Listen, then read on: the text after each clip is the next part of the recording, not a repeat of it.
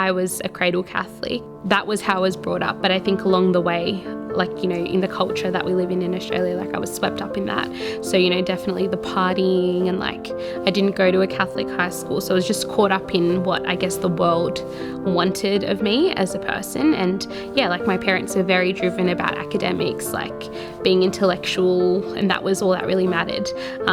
And then when I was 16, I was in this church and I met the Antioch youth group here, and that really changed like my faith life because people were sharing their faith in a very personal way and what it meant to them, and not just what it meant from the Bible. And I think for me as a young person, hearing that testimony was just so influential because their story was a lot like my story. And knowing that I could still be saved despite all the things that I'd done was something that was really powerful for me. Like I felt like all hope was lost in a sense, but knowing that people had experienced what I'd experienced and then come back into their faith was really like what transformed my heart and made me realize there was more for me than I guess the box that I thought was it, because I saw people living a very full and like wholesome life, and it wasn't what I had been taught would lead to a wholesome life. It was different. It was people giving their life that led to that. So yeah, that was